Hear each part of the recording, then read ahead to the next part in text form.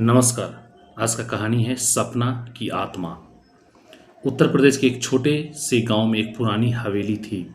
गांव के लोग उसे काली हवेली कहते थे। वर्षों से वह वीरान पड़ी हुई थी। वहां कोई नहीं रहता था। कहते हैं वहां रात के समय एक लड़की की आत्मा भटकती है। उसका नाम था सपना। करीब 20 साल पहले सपना अपने माता पिता के साथ उसी हवेली में रहती थी।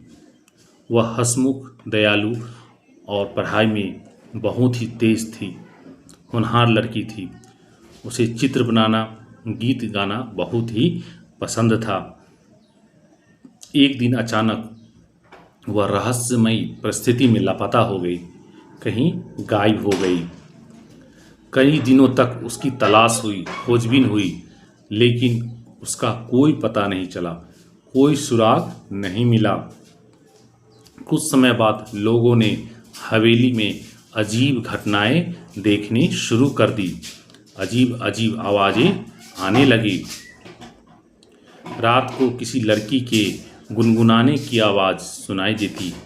लगता कि कोई लड़की वहाँ पर गुनगुना रही हो। गलियारों में पायल की छन छन गूंजती।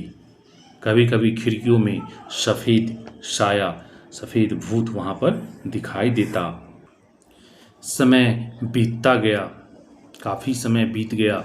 गांव वालों ने हवेली के पास जाना छोड़ दिया। कोई भी गांव वाले हवेली के पास नहीं जाते थे। एक दिन शहर से 4 दोस्त, जिनका नाम राहुल, अमित, निशा और कविता था, ये सब गांव घूमने आए, गांव को देखने के लिए आए। जब उन्होंने उस हवेली के बाद जो हवेली था उसके बारे में सुना तो उनकी जिज्ञासा बढ़ गई। वो जानना चाहते थे कि क्या है इस हवेली में। गांव के बुजुर्गों ने उन्हें चेतावनी दी, बहुत समझाया कि सूरज ढलने के बाद उस हवेली में मत जाना। सभी बुजुर्ग लोग समझा रहे थे कि वहाँ पर सपना की आत्मा भटकती है। लेकिन चारों ने इसे केवल अंधविश्वास समझा। सोचा कि ऐसा कुछ नहीं होगा, यह सब एक अंधविश्वास है।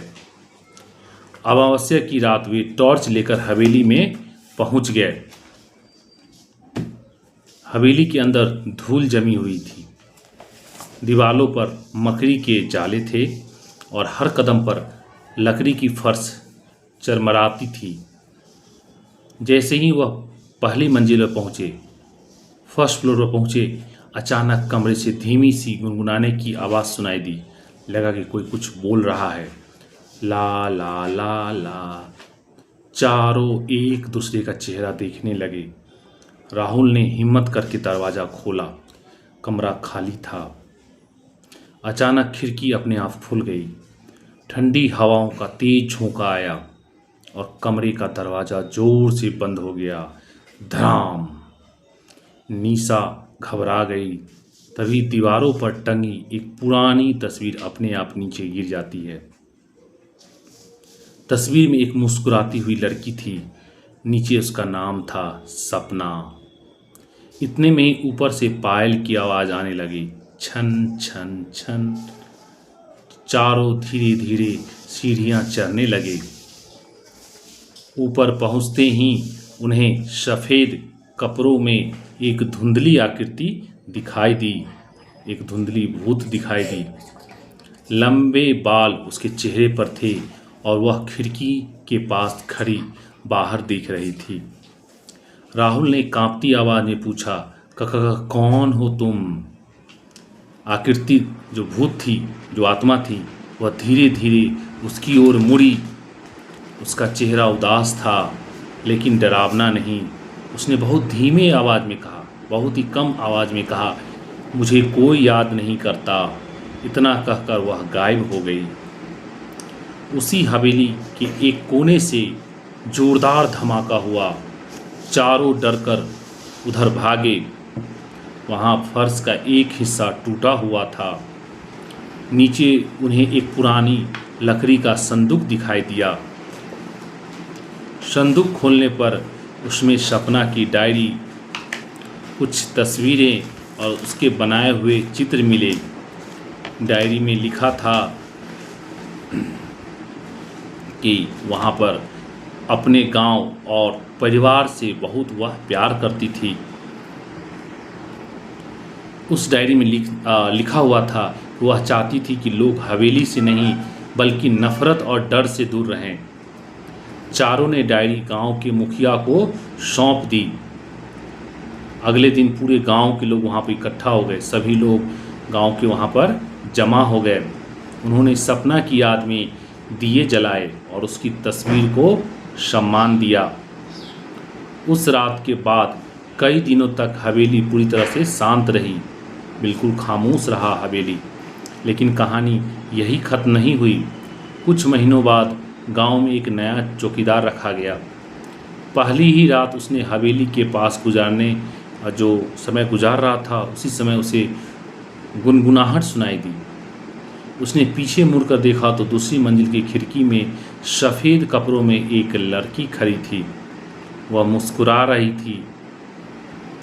चौकीदार ने डरकर आंखें बंद कर ली। जब उसने दोबारा देखा तो खिड़की खाली थी। वो आत्मा वहाँ से गायब थी। अगली सुबह जब सुबह हुआ तो सभी गांव वालों को उन्होंने बुलाया। सभी गांव वाले इकट्ठे हुए।